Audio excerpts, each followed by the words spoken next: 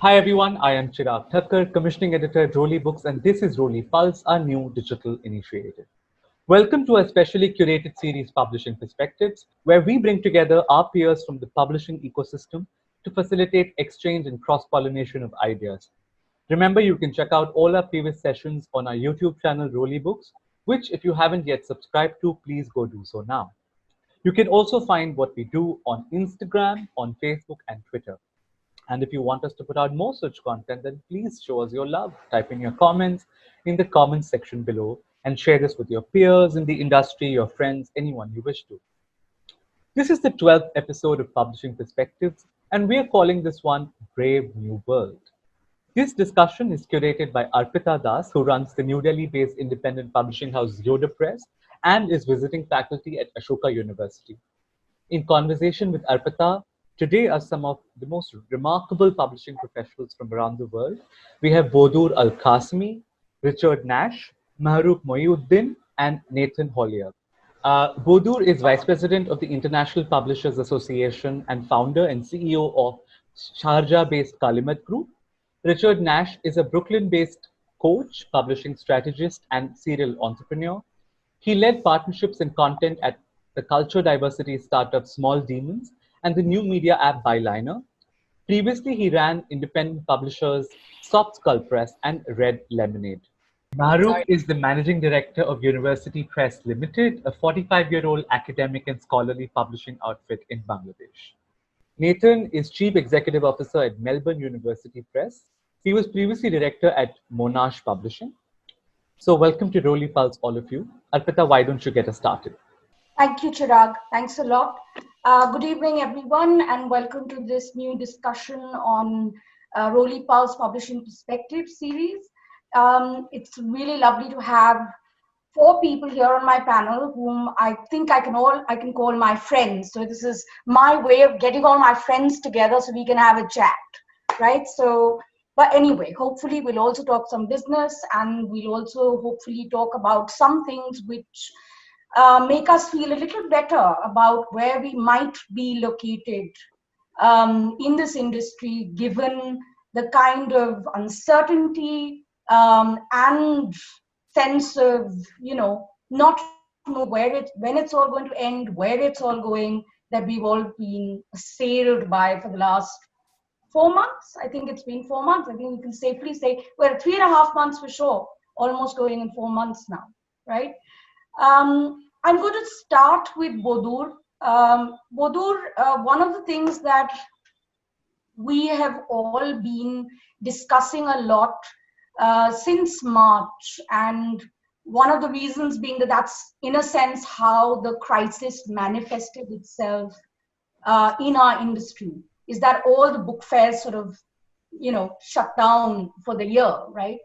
And there was this sense of, almost it being unreal that these places where we publishing people from across the world meet once a year, twice a year, and you have a great sense of being part of a book community. Suddenly we were not being able to do this, for some of us for the first time in our lives. And and this question to you is really pertaining to your role at IPA. How do you see networking in publishing really, emerging from this? Because while on the one hand, all of this has happened, even though Frankfurt is saying that we will carry on, we're not sure who will really be there.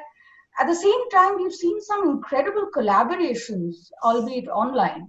So do you think we're verging on something really exciting and new as far as networking is concerned? Thank you, Arpita. Thanks for having me on this episode. I'm really honored to be here with these wonderful guests. So as IPA, what we did when we first got hit with the pandemic is we called all our members around the world. We've got about 70 members, and we checked in on all of them to make sure they were okay, their families were safe, but also their associations were doing okay, because at the end of the day, these are our members and they represent the publishing industry around the world. And we also ask them specific questions as to what is going on in your country, how is the government supporting you, what are you doing as an association, and what are the innovative projects that are coming out now because of the lockdown. And yes, book fairs have been cancelled, and book fairs do, as you said, contribute to, first of all, the sales of many of our, especially in the Middle East. I'm talking about our region where there are more consumer book fairs, and we depend on the sales of these book fairs, and these have been cancelled. But also in other parts of the world, as you mentioned, there are a networking opportunity and also an opportunity for rights exchange. And now that's been cancelled. Publishers are faced with a very tricky situation. And I've said this before, that once what we see with the COVID-19 pandemic is that it's really showing the cracks in the publishing industry, and really amplifying what doesn't work. And we really have to see and reassess our business models and see what can work in these very challenging situations. And what we've seen is people have embraced digital. That's something wonderful to see. A lot of people were nervous about it before, they were slowly treading around, going into digital. I see a lot of people taking that step, that leap of faith, and deciding, look, my business depends on it now. I think I'm going to make that investment and go into digital, because that's the best way to reach our consumers when borders are closed and there's no more shipping of books and book fairs and all of that. People are becoming innovative with a lot of exciting things on the internet. There are a lot of webinars. We've launched a new initiative in Publish Her, which we've announced today, which is a mentorship scheme that is going to be done online, between women in the publishing industry who have got some experience and people who want to learn from that experience. So people are getting creative, they're getting innovative. And my advice to a lot of people is that be agile, be creative, be innovative, think outside of the box, and try to keep your business going as much as possible in these challenging times. Yes, as a matter of fact, I just got that, I just saw that announcement about the Publisher Mentorship Program, which I thought was just fantastic. And, I go blue in my face going mentorship in this part of the world, as you know, because I went blue in my face talking about it on the Publisher panel at Frankfurt. But this is fantastic. It's really a great initiative. And I want to come back to you to talk a little more about that later. Speaking about showing the cracks in the publishing industry, Richard, I want to leap across to you because for the longest time, you have sort of, my own personal dynamic has been what Richard says kind of starts, showing itself in a few years, because he has this vision, right? And he's sort of, he's ahead of his times. Whether it was Soft Skull Press, whether it's Casa, and at this point, if I were to tell you, the cracks that are showing, right?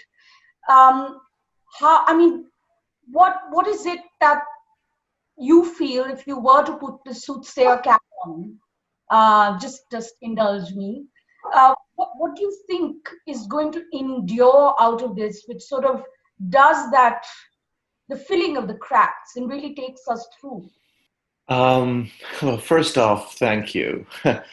I hope I haven't steered you wrong too often.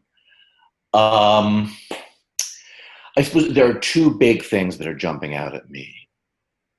And one isn't really about the future, although it is in a sense. It's the sort of the classic Sherlock Holmes dog that didn't bark. People are still buying books. We have this massive external shock, certainly the biggest external shock to the US economy, probably really since the Civil War, because the pandemic of 1918, 1919, did not have as a big effect on the economy. And people are still buying books, digital print. It's that the book, it turns out, is somewhat closer to it's not a meal, but it's somewhat closer to a hammer than it is to being a shirt. Not for every human, but for the population, for the percentage of the population that was buying books, they are buying as many, if not more, books. And so that's, I think, sort of something that I think it's quite fundamental that we have discovered about the United States as a society. And I think it probably reflects what is going on in the West in general, that a book is more like a tool than it is a luxury. And that's something that I think we can rely on for another 50 or 100 years at least. The second thing I would say, and here I'd have to include the experience of what happened in the United States during the pandemic, which is a pouring of outrage, finally, around systemic racism in the United States. And that is basically, I think, what Bodour, what you were saying, highlighted that for me too, that it is time for publishing. I'm going to be a little radical here, and I don't mean it necessarily in a servile kind of way or a facile kind of way, but it is time for us to do what our readers want us to do, rather than for publishers to view themselves as being either above the reader. We know better than you. Read the books we have selected because we know better. Or in a kind of pearls before swine kind of way. Oh, these stupid people, they want their idiot romance books, or they want their idiot sort of books this, these idiot books that.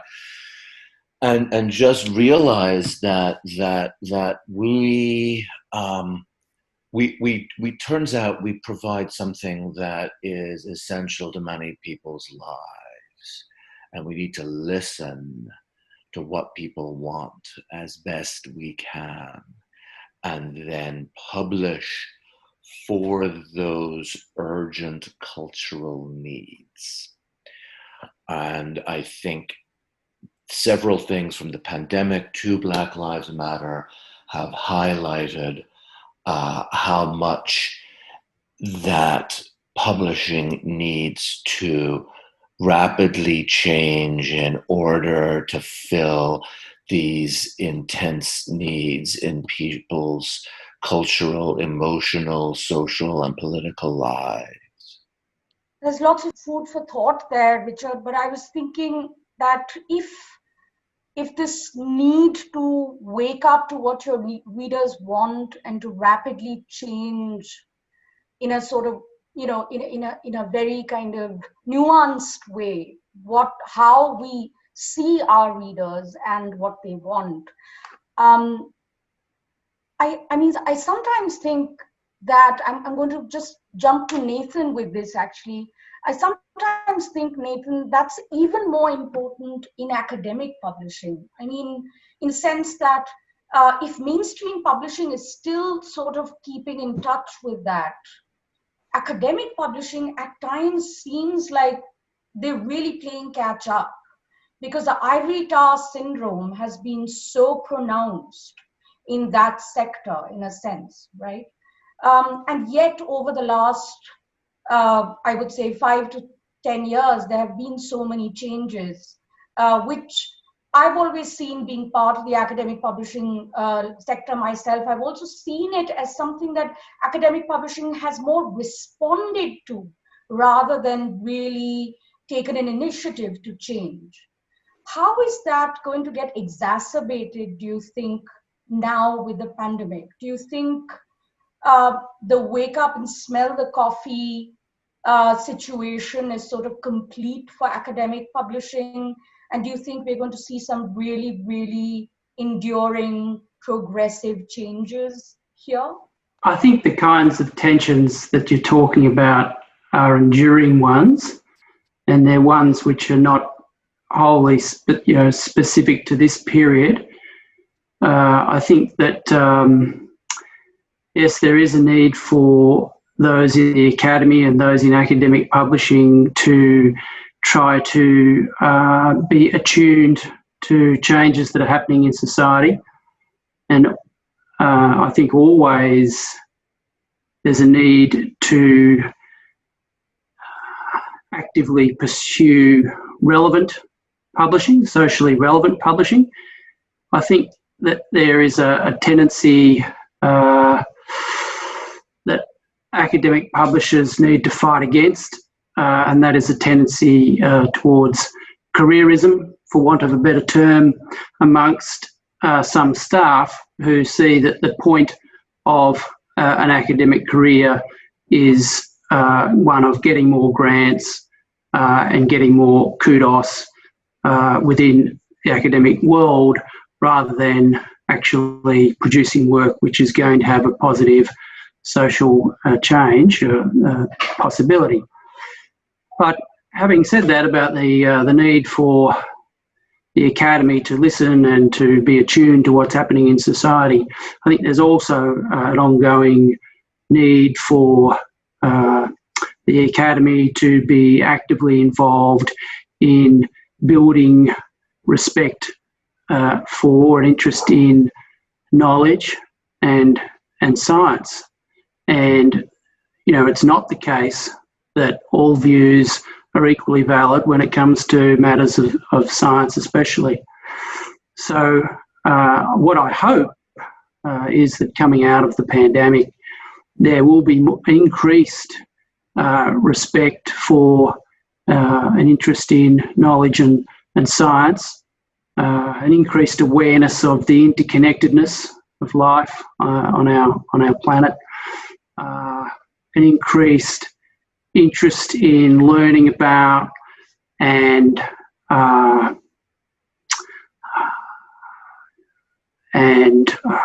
having some more understanding about people who are different from ourselves.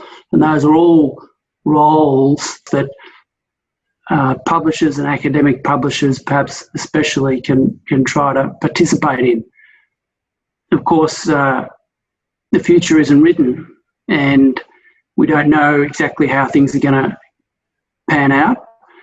And unfortunately, there's a lot of evidence that things are not going in that way. They're not going towards increased respect for knowledge or interest in learning about other people. Quite the opposite. There is, as I say, evidence that there's increased intolerance, impatience, self-assertion, and general neuroticism. I think it's probably not too strong. The challenge is before us as publishers to put the case for the value of what we're doing in those terms about building a better society. But yeah. Thanks, Nathan. I think that brings me perfectly to what I want to discuss with Mahrukh next, because what you're talking about has been so true of South Asia, well, forever, I suppose, but particularly over the last few years.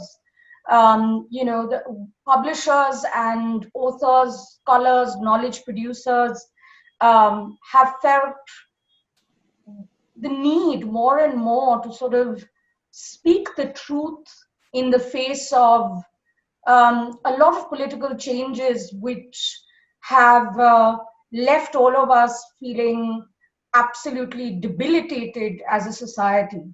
And the pandemic coming in the middle of that, in a lot of ways, we know about all kinds of sort of state policies at the moment which are not really in keeping with, speaking the truth honestly, across South Asia.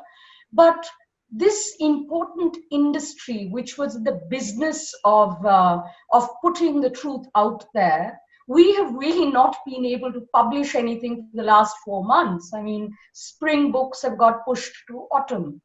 And I just want to ask you, Mahrukh, how, I mean, keeping this bigger picture in mind, where there is a real urgency, not just as a business, but as this knowledge industry that has to remain in force, as it were, which has to keep speaking the truth and has to keep speaking, period. Where do you stand right now with your publishing? What have been the challenges, particularly because you publish as much in Bangla as you do in English? And Bangla, there's a huge diasporic life to Bangla, but it is still a local regional language, for the large part.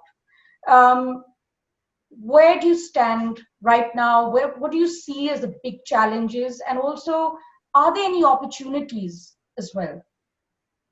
Thank you. Thank you, Arpita. And this is really special for me also because I feel like I'm speaking to people who speak my mind as well. So I was agreeing to a lot of things that Nathan and Richard and Bodour was highlighting. So to add to that, first of all, I mean, that's a very that's a huge question you asked, Arpita. So I don't know where to really begin, but I think I want to pick the thread from Nathan first a little bit about the challenges of academic publishing, and that things that have been perpetual for us, that incentivizing scholars or authors to write in ways that reach outside of their the academic readers. So the purpose of writing a book as opposed to a journal piece is to make it more accessible to readers who are beyond their peers. So that's something that I have a feeling that maybe given the leapfrogging that we will be pushed to due to the pandemic and maybe other realizations, perhaps that's my wishful thinking, that scholars will push themselves to speak in more communicative languages. And I see that trend a little bit, or that intention a little bit, but I wouldn't say that it's really happening yet. So like you said, that the academic publishing has been more responsive, or rather reactive rather than proactive in meeting those needs. So that's something that I feel like I want to be optimistic in saying that hopefully we will find authors who are willing to move out of their academic scholarly comfort zone and start speaking in languages that reach out to a wider audience.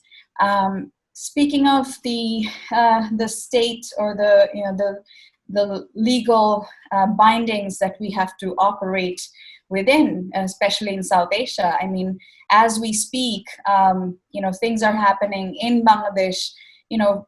The cartoonists, there have been a number of arrests since the beginning of the pandemic, even, of cartoonists and journalists and people who have raised or covered stories or said something that annoyed the state in some way, some form or the other. And it's just really beyond our imagination to even think how what kind of repression this means. And this is really a tactic of instilling fear in everybody and every profession that is there to speak out the truth. So it's like a pandemic. The pandemic has probably in a way accentuated this repression. So, and it's kind of it's really I mean, I don't even have the word to describe how repressive this really feels, and you feel helpless in this situation. So Well, while that's there, we feel like maybe we need to come up with, some form of other communication strategies. Maybe Richard can help us out there with his strategic thinking. What are possible other ways to tell the truth and still not be repressed by these strange acts that we're sort of navigating under. So that's something, in some forms, I think, for us, I mean, that's a very specific case. I would say that, because we publish in English, sometimes we get away with saying things that are not necessarily as much scrutinized as they are if they're published in Bangla. But then again, you need to be able to publish in Bangla and reach out to the audience that you want to speak to. So that's where, we're always, caught between these different priorities that, do we sort of stick to our principles and duties and do what is needful, and sort of put ourselves in harm's way that our business is shut down, or our, we're harmed in other ways, because we're also responsible for the business and the staff. So that's really at the very basic level. We sometimes feel that, we're having to not entertain manuscripts that sort of tread on those fine lines. So yeah, I think I'll stop there and maybe come back to some other points later. Thank you. Right. Thank you so much. Thank you for speaking so honestly, Mahrukh. So much of what you're saying finds resonance with me. Of course, you know that because you know what's happening in India right now as well. And somehow what you particularly said about the pandemic becoming a time when, in so many ways, other democratic freedoms are just being curtailed, and in a way that we can do nothing about it because we can't even go out and protest. You just have to be at home. Well, that's the way it is. So I just thought that the first round, of questions, really, I wanted to sort of get a sense of how you see things as they stand right now. And I want to try and sort of see if we can look ahead. I mean, Richard is, of course, the official soothsayer, but, how the rest of us see ourselves coming out of this. And Bodour, I want to come back to you. And one of the things that has really interested me, has actually really excited me about, the way a work culture has had to sort of adapt itself to the new situation, is that I don't even call it work from home. I mean, right now it might be work from home, but hashtag work from anywhere seems to be becoming the new normal. Something that I've always been very fond of, because I've worked in parks and I've worked in cafes and I've worked at train stations and I've worked everywhere. And for me, I mean, I feel like if this were to become the new normal, it's a whole new opportunity for a very diverse group of people, particularly for women from all sorts of backgrounds, to be able to become more active in the industry. And I mean, do you have thoughts on this? And B, I also want you to talk about particularly Publisher and the mentorship program and how you see, what's happening in these absurd times, perhaps creating opportunities for women in the industry. I don't know. I mean, is it possible to think like that? Yeah, I mean, I have an interesting opinion about this. I feel like our work culture as it was not healthy. We were working ridiculous hours, spending time away from our families, bringing work home. I mean, that whole home-work balance was just, out of whack. And I think COVID-19 really gave us that opportunity to say, hey, look, I can get work done in half the time. I can spend time with my family. I can help my kids with my homework. And it's changed our dynamic of living, not just work, but life in general. And, I believe this is a gift. this is a really a gift. It sort of opened our eyes to the possibilities, because we only saw one way, and now there are multiple options. And as you said, more people have that option of working flexible hours, working from home, spending time with their families. I mean, I know so many people who've just said it's been such a gift to spend time with my children, to see them at home every day, to have dinner with them without, you know, spending time in cars and traffic and all that you have to do to get to your office. And the other thing that's great is, and I talk from my own perspective as well, is that we've seen men change the way they interact with their families. Like, for example, men are also spending time at home, helping, you know, with the childcare, helping raise children, doing their job, you know, what they're supposed to do as fathers, you know. And that sort of like family life has finally been sort of like an equal distribution between both parents, you know. And I talk again from my own experience. It used to be quite, especially in the Middle East, you know, it would always go to the mother's responsibility. And now we see that balance shifting a little bit, and it's so refreshing, you know. It's so great to have, you know, the father help raise the kids as well, help with the homework. And it's given that us an opportunity to really reassess how we live our lives.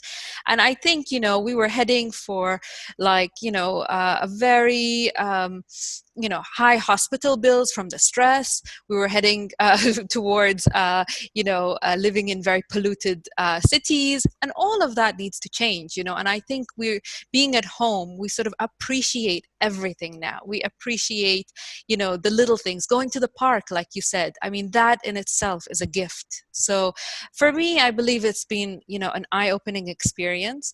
In terms of Publish Her, I'll just give a quick overview of Publish Her. So I set up Publish Her, which is a networking platform for women in publishing, really to address the lack of leadership, female leadership in publishing houses. And I faced that entering IPA about 10 years ago. So I was one of very few women who was in that space, and especially being from the Middle East, you know, was even, you know, more of a rare, you know, appearance, I would say.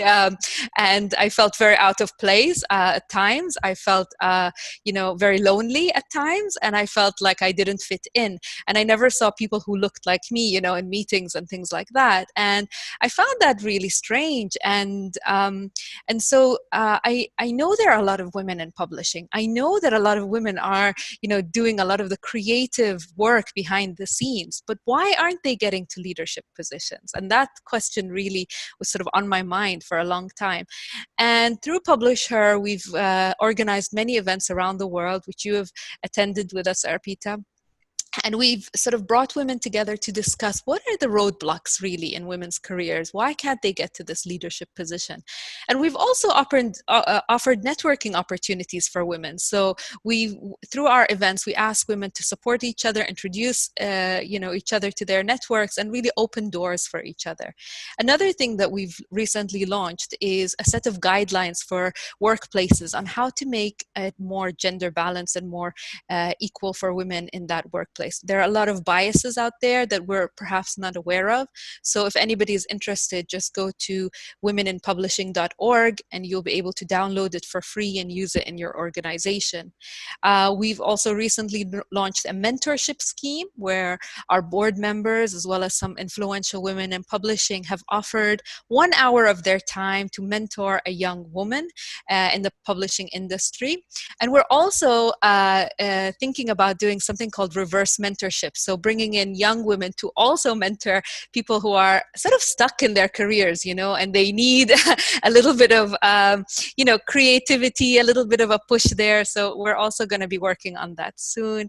And we're launching a series of interviews called Unmasked. And that's going to be on our Facebook group as well as on our channels. And you'll find it on our website. And that will be sort of like candid interviews with women in publishing from around the world. And we're starting with Africa. So we've got 3 interviews done from publishers in Africa that we'll be sharing very soon. So check out Publish Her Events. That's our handle on Twitter, Facebook, and LinkedIn. And our website is womeninpublishing.org. Right, thanks. That sounds really exciting, Bodour. I really hope to catch a lot of this. And I think Publisher has just emerged as a fantastic platform, really, really making a lot of us women feel that, we can find mentors and friends right across the world, which is wonderful. I want to move to Nathan next. Nathan, carrying on with this sort of sense of hope and optimism that Bodour has injected into the conversation. I know that from our prior exchange, I know that it's very important to you, it's very vital to you to also talk about how this moment can really be a very important opportunity as well, in a very profound way. Will you tell us what that is? Well, I think that the pandemic has changed the world in really profound ways. I mean, I'm hoping that there'll be a vaccine sooner rather than later. But people are thinking, asking questions about what is going to come after it. And I think that for publishers, there is an opportunity to link what we do, or talk about the links between what we do and the type of society that we want to have. And again, I come back to those points about having increased respect for knowledge and science, increased interest in understanding people who are different from ourselves and learning more about them, and finally reflecting even on the fact that the things in life that are ultimately most important are those which enrich us intellectually and emotionally, rather than those things which just enrich us mentally. And I think that books is this product which can be an important part of those changes in our society. So the challenge for us as publishers is to convey that message, and of course we can do that more effectively when we cooperate in putting that message forward. Yes, absolutely, Nathan. I keep thinking that we need to have more discussions where we really talk about the vital role that publishing as a knowledge industry can play in making, in sort of making these changes really meaningful, and as painful as they have been and they can be even in the future, shine a light of some sort. And I want to come to you from that to ask, is there something we're missing in that we are not talking about, keeping in mind what Nathan just said, and keeping in mind the fact that very often we seem to sort of lose perspective on either the wider picture and we go too close to the problem, or then we forget about the finer nuances. Is there something you think we're missing when we're talking about all this in the industry? It's funny, I was thinking especially as Bodour was speaking, but as almost everybody here was speaking, I kept thinking, I want to talk less and I want to listen more. The world needs fewer white men pontificating. And I don't mean that just in the narrow sense of a global sort of post-colonial anti-imperialist shift, or in the Black Lives Matter sense, but I think also in a sense that also related to what Bodour was saying, the existence of mentorship and reverse mentorship in all its possible ways. That almost the diversity of perspective is going to, I think, eliminate the notion that there is such a thing as a best practice, that there is one way of doing things, and to try to build a culture of both listening and a culture of reflecting.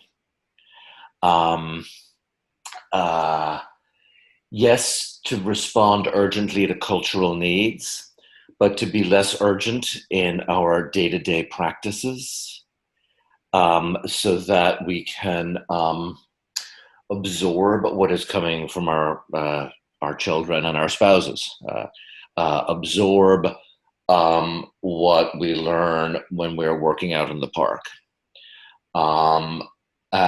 That the answer to your question, I think, Arpita, is located inside all of us. And we don't always have access to it. And how can we start to better access things that might be personal intuitions, things that might be the culture or society speaking to us in ways that don't come through the newspaper or don't come through the slush pile or via an agent, aren't coming through the traditional channels, and to sort of have more of a retreat style quality, somewhere between monasticism and hyper socialized drinking in bars, where we can have more stuff flow in, so that we can start to answer those questions for ourselves. Those are lovely thoughts, Richard. Really lovely thoughts. Looking within, because we've been forced to, in a sense, isn't it? I mean, I was reading some prison biographies, by the way, the other day, and back from the 1920s and 1930s, and they were talking about how, they had to look within because there was no other option. And of course, despite us having Wi-Fi and Zoom calls and everything else, Netflix, we have all been forced to look within in a way that perhaps I haven't done before in my lifetime. And the inner world, in a sense, suffusing our work, perhaps is not such a bad thing. Mahrukh, my last question is for you, which is that when you think of engagements between our part of the world, the developing South, the global South and the global North, do you think, is it even possible, in the realm of possibility, that because we're going through this cathartic sort of moment in the industry, do you think things might change for the better, perhaps, in terms of engagements? Do you Yes, think? thank you, Arpita. I think I'm an optimistic person in general, and I feel like and I feel like there are opportunities opening up. We don't have to necessarily wait for book fairs to be able to find someone's appointment to have a rights deal finalized and all that. Maybe I feel like people are opening up more in terms of conversations for rights exchange. So, but at the same time, I think I want to also highlight that there probably needs to be a little bit more flexibility. I think independent publishers are more open to collaborations, but sometimes it's a bit difficult, and it's also something that's not typical to a pandemic or post-pandemic situation. But things are already slightly more, how should I put it, more. There are more barriers in terms of negotiating with corporate publishers or more established university presses sometimes. But at the same time, I feel like there needs to be more collaborations regionally as well, which we don't often see. Even there are power imbalances rather in South Asia, as you can imagine. I mean, there are trade imbalances there, which we probably also need to talk about. And I think publishing industry is a good place to start, because if we start making some, setting some examples in the way we operate in the publishing industry in South Asia, maybe that will show the way for the other trade imbalances, how that can be mitigated. Because I think there are a lot of good things happening in the peripheries of India that can probably showcase a bit more in a regional exchange situation. And I think we more and more we feel the urgency or the need for local entrepreneurship, local voices, local creativity, local scholarship to come out and be better distributed elsewhere. So of course we need to start regionally, and of course then the next step is also to reach out internationally in other areas, and hopefully at the end of the day, while Richard did say that there needs to be we need to listen to the readers more, which I fully agree with.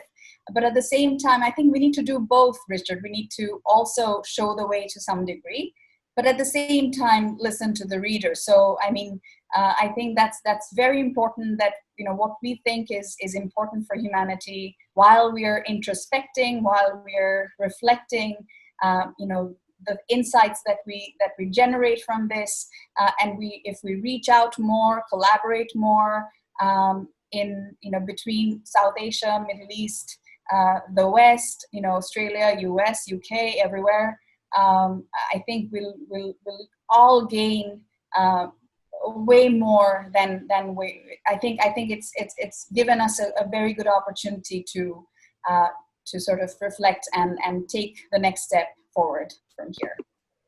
Lovely. I couldn't have said it better, Mahrukh. I think, we haven't, I think even the Second World War probably hadn't made us all feel like a global village the way the pandemic has. Never before have the headlines in papers across the world been the same on certain days. And it seems like, while it's a tragedy, a global worldwide tragedy, at the same time, to be connected in this manner, and then for us to be located as we are in the knowledge industry, where reflection and listening is supposed to be of paramount importance anyway, if we bring all of that together in a really imaginative and, truly organic manner, there's so much that is possible, I think, going forward, which would enrich this industry much, much more, perhaps. And it's been such a pleasure to talk to all of you about this. Of course, I knew from the beginning that it would be like this, because you're all kindred spirits, and I know that you are all people who are the sort of people who are not going to sit and whine about the situation, but you're going to try and derive strength from the situation and give ideas to others. That's how I've known all four of you to be, and I'm so grateful that you could make the time for this and to do this here.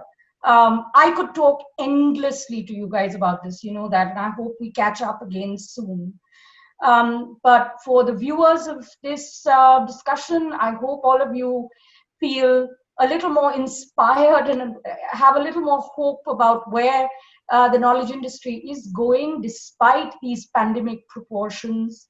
And please do remember to follow Roli Books on Instagram, on Twitter, on Facebook, and on YouTube, and their programming on Roli Pulse, which has been really magnificent.